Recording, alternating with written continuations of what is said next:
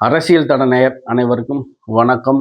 நான் உங்கள் முரளி. தூக்கத்திலே கட்சியை கலைச்சாச்சு. திரும்ப தூக்கத்தில் யானை உதயம் வந்து திரும்ப பழைய ஆதரவாளரை கூப்பிட்டு பேச்சுவார்த்தை நடத்தாது. இவருக்கு எப்பயுமே தூக்கத்தில் வரக்கூடிய விஷயத்துல பெரிய யானை உதயமாக இருக்குது. யாரை பற்றி பேசுகிறோம் உங்களுக்கு தெரிஞ்சிருக்கும். பெரிய அரசியல் கட்சி தலைவர், பெரிய நடிகர் சரத்குமார் அவர்கள் தூக்கத்திலேயே தன் கட்சியை கலைச்சி கமலாலயத்தில் போய் நேராக பாஜக தன் கட்சியவே இணைச்சிட்டாரு. இவர் இணையில தன் கட்சியவே கலைச்சி கொண்டு போய் இணைச்சிட்டாரு. அதில் அவர் சொல்லக்கூடிய மிக மிக அற்புதமான ஒரு யானை உதயம் வந்திருக்கு கனவுல. இந்த நாட்டுக்காக பிரதமர் மோடி அவர்கள் செய்யக்கூடிய வளர்ச்சி பாதையில் இந்தியாவை மேல் நோக்கி கொண்டு போகிறாரு. அது மட்டும் இல்லாமல் அவர் அந்த நாட்டுக்காக தன் வாழ்க்கையை முழுசாக அர்ப்பணிச்சிட்டாரு. கொள்கை மீதும் அவர் சித்தாந்தங்கள் மீதும் நாம் ரொம்ப அளவு கடந்து பாசம் வச்சுருக்கேன், ரொம்ப அன்பு வச்சுருக்கேன். அதனால் அந்த ஈர்ப்பினால் நான் போய் என் கட்சியை இணைக்கிறேன்னு சொல்லி 2024 நாடாளுமன்ற தேர்தலுக்கு முன்னதாக குறுகிய காலத்துக்கு முன்னாடி கொண்டு போய் கட்சியை சமத்துவ மக்கள் கட்சியை கொண்டு போய் பாஜக இணைத்து விட்டார் சரத்குமார். இணைச்சிட்டு எப்படியாவது தான் மனைவிக்கு மேலே மந்திரி சீட்டு வாங்கிக்கலாம் ஜெயிச்சா, இல்லாட்டி நம்ம ஒரு ராஜ்யசபா சீட்டு வாங்கி மந்திரி ஏறலாம். கட்சியில் பெரிய பெரிய கனவுகளோட பெரிய திட்டமெல்லாம் போட்டு அந்த கோரிக்கையெல்லாம் கொண்டு போய் கட்சி தலைமையிடம் சொல்லி ஓகே பண்ணி தான் கட்சியை போய் இணைச்சிருக்காரு. ஆனால் இதுவரை கிட்டத்தட்ட 2 ஆண்டுகள் ஆயிடுச்சு. இன்று வரைக்கும் அவர் சொல்லக்கூடிய வகையில் கட்சியை பெரிய அளவில் பொறுப்புகள் தரலையாம். அதை நினச்சி அவர் தொண்டர்கள், அவர் நிர்வாகிகள் ரொம்ப அப்படியே கொந்தளிப்பு இருக்காங்களாம். தலைவா, நீங்கள் சமத்துவ மக்கள் கட்சி நடத்துகிறப்ப ஒரு பக்கம் ஜெயலலிதா, ஒரு பக்கம் கலைஞர், அவர் 2 துருவங்களுக்கு நடுவில் நீங்கள் கட்சி நடத்தி மிக சாமர்த்தியமாக நடத்தி போனீங்க. இன்றைக்கி உங்கள் நிலைமையை பார்த்தீங்களா? திருச்சியில் நடந்த அந்த பொதுக்கூட்டத்தில் உங்கள் ஃபோட்டோ கூட இல்லை, எல்லா ஃபோட்டோவும் போட்டிருக்காங்க, உங்கள் ஃபோட்டோ இல்லைன்னு சொல்லி ஒரே ஆளுக கேமான பிரச்சனை. நீங்கள் இனிமேல் இந்த இந்த பாஜக நம்ம இருக்கவே கூடாதுங்க, உடனே போகிறோம் சமத்துவ மக்கள் கட்சியை ரீஓப்பன் பண்ணுறோம், நம்ம வெயிட்டை காட்டுறோங்க. சின்ன சின்ன கட்சிகளுக்கெல்லாம் கூட்டணி கட்சின்னு சொல்லி பிரதமரோட உட்கார வைக்கிறாங்க. அதே மாதிரி எல்லா ஃபோட்டோவும் போட்டிருக்காங்க. நம்ம அவ்வளோ மோசமாக போயிட்டோம். நீங்கள் சினிமா துறையில் எவ்வளோ சாதனைகள் படைச்சிருக்கீங்க, நீங்கள் எவ்வளோ பெரிய ஆள் தெரியுமா அப்படி சொல்லி அவரை உசிப்பேற்றி அவர் நேராக ஒரு கூட்டம் போட்டு என்ன செய்யலாம், நான் என் கட்சியை கொண்டு வந்து என் கொள்கை கோட்பாடெல்லாம் கொண்டு வந்து மோடி அவர்களுக்கான இணைத்து கொண்டேன். ஆனால் இன்று என்னால் தேசிய அளவில் பொறுப்பு கொடுக்கல. பொறுப்பு இல்லாமல் எப்படி எந்த வேலையும் செய்ய முடியும், என்னால் எப்படி வேலை செய்ய முடியும், ரொம்ப கொந்தளிச்சு பேசியிருக்கார் யார் சரத்குமார். என் ஃபோட்டோ போடல நான் வருத்தம்லாம் பட மாட்டேன். ஏன் என் நிர்வாகிகளாம் வருத்தப்படுறாங்க. நாங்கள் இதெல்லாம் கூட்டி நாங்கள் இது வரைக்கும் எல்லா தலைவர்கள்ட்டையும் தொடர்ச்சி எங்கள் கட்சியை இணைத்த முதல் எங்களுக்கு பொறுப்பு தராங்க. இதை பற்றி பல்வேறு தலைவர்கிட்ட நாங்கள் தொடர்ச்சியாக பேசிட்டோம்.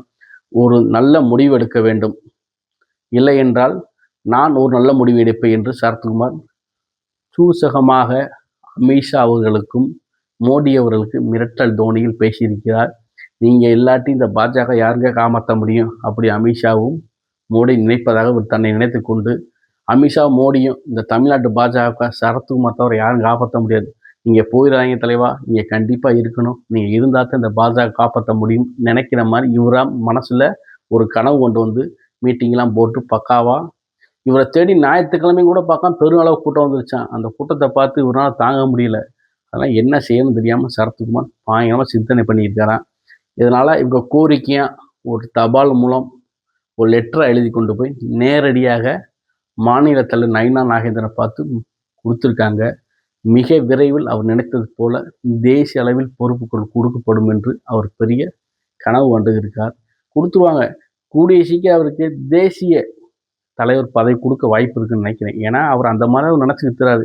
சினிமா துறையில் எவ்வளோ பெரிய ஆள் தெரியுமா, வந்தால் 25 30 வருஷத்தில் அடிப்பேன், என் உடம்பு கட்ட அளவு பார்த்துருக்கீங்களா, எவ்வளோ பயணமாக இருப்பேன், என்னை பற்றி தெரியாமல் எனக்கு பிஜேபியில் பொறுப்பு இல்லையா, எனக்கு இன்னும் தேர்தலுக்கு முன்னதாக பொறுப்பு நீங்கள் தலையில் வச்சுங்க, நேராக போய் சமத்துவ மக்கள் கட்சி திரும்ப ஓப்பன் பண்ணின்னு பார்த்துக்கோங்க, நான் இல்லைன்னா பாஜக அரசு சீட்டு கூட ஜெயிக்க முடியாது, அதெல்லாம் புரிஞ்சு பொறுமையாக வேலை பார்த்துக்கங்கன்னு சரத்குமார் மறைமுகம் மிரட்டல் விட்டுருக்கா.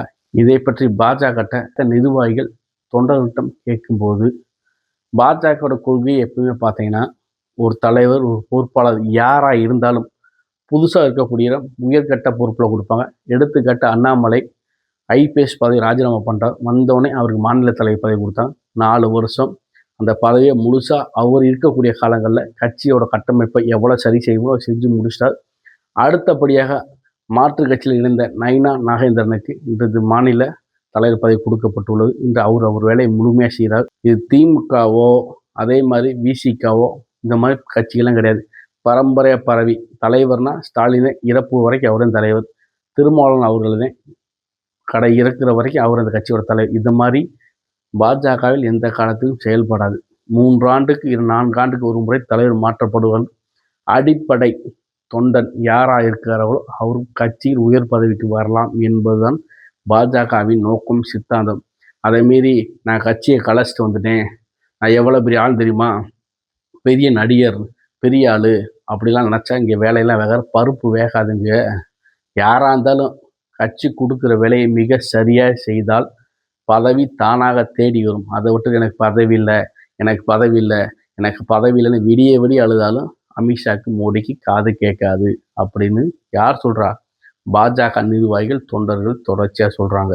அவர் மாநில தலைமைக்கு கட்டுப்பட்டு, தேசிய தலைமை கட்டுப்பட்டு செயல்பட்டால் சரத்குமார் கட்சியில் நீடிக்க வாய்ப்புண்டு. இல்லை நான் சமத்துவ கட்சியை திரும்ப ரீஓப்பன் பண்ண போகிறேன், நான் எவ்வளோ பெரிய ஆள் தெரியுமா அப்படி இப்படின்னு டப்ஸாக விட்டு அங்கே வேகாது, பருப்பு வேகாது. இங்கே தலைமைகள் சொல்லக்கூடிய விஷயத்த கட்டளையை உருப்படியாக சேர்ந்து வெற்றியை கொண்டு போய் கொடுங்க, பதவி தானாக தேடி வரும். அதை விட்டு நான் கட்சி இணைச்சேன், அதை இணைச்சேன், இது இணைச்சேன்னு சொன்னால் ஒன்றுக்காகாது. 2024 நாடாளுமன்ற தேர்தலில் சமத்துவ மக்கள் கட்சியை கொண்டு வந்து இணைச்சிட்டாரு. அவர் இணைச்சனால 39 தொகுதியில் என்டிஏ கூட்டணி ஜெயிச்சிட்டாங்களா? இல்லை, அவர் வந்தாப்புல அப்படி கூட்டமாக வராது. மொத்தமாக 7 பேரை வச்சுருக்காரு அவரை சேர்த்து. அதனால் அவர் வந்தாலும் வராட்டியும் கவலை கிடையாது. இருக்கிற பொறுப்பை தலைமை பேச்சை கேட்டு அவர் செயல்பட்டால் என்னைக்கு இருந்தாலும் பதவி பொறுப்புகள் தானாக தேடி வரும். இல்லை உடனே வேணும், இப்பயே வேணும்னு ஆரம்பித்தானா கண்டிப்பாக கொடுக்க மாட்டாங்க. இன்றைக்கி இவர் செய்வார், இதை பார்த்து 190 லெட்டர் மனு கொடுப்பாரு. இதே வேலைங்க தொடர்ச்சியாக நடக்கும்ல. அதனால் இவர் என்னதே பம்மாத்தம் பண்ணாலும், குட்டிக்காரன் அடித்தாலும், அழுதாலும், உருண்டாலும், நடித்தாலும் சினிமா துறையில் சம்பளம் வாங்கலாமே தவிர பாஜகவிட பொறுப்புகள் வாங்க முடியாது. உழைப்புக்கேற்ற ஊதியம் பாஜகவினரால் கண்டிப்பாக கொடுக்கப்படும். இதில் எந்த மாற்று கருத்தும் கிடையாது. உழைத்தால் கண்டிப்பாக வெற்றி உண்டு என்று பாஜகவினர் சொல்கிறாங்க. 2026 சட்டமன்ற தேர்தல் வரைக்கும் சரத்குமார் பாஜக தொடருவாரா? இல்லை என்றால் சமத்துவ மக்கள் கட்சியை திரும்ப ரீஓப்பன் பண்ணுவாரா? இந்த அரசியலில் சரத்குமார் எடுக்கக்கூடிய முடிவு என்னவா இருக்க போகிறது? என்ன மாற்றத்தை கொண்டு போகிறது? ஒருவேளை திரும்ப சமத்துவ மக்கள் கட்சி ஓப்பன் பண்ணி திமுகவில் ஒத்த சீட்டுக்கு போய் நிற்க போகிறாரா? இல்லை அவர் நினச்சது போல் அந்த ஃபோட்டோ வந்தால் போதுமா? என்ன சரத்குமார் நினைக்கிறார் என்பது பல்வேறு கேள்விகள், பல்வேறு குழப்பங்களை உருவாக்குது. வரக்கூடிய சட்டமன்ற தேர்தல் வரைக்கும் சரத்குமார் நிலைப்பாடு என்னவா இருக்க போகிறது என்பது வரக்கூடிய காலங்கள் பார்த்து தெரிந்து கொள்ளலாம். இந்த வீடியோ பிடித்திருந்தால் சப்ஸ்கிரைப் பண்ணுங்கள், கமெண்ட் பண்ணுங்கள், ஷேர் பண்ணுங்கள், லைக் பண்ணுங்கள். நன்றி, வணக்கம்.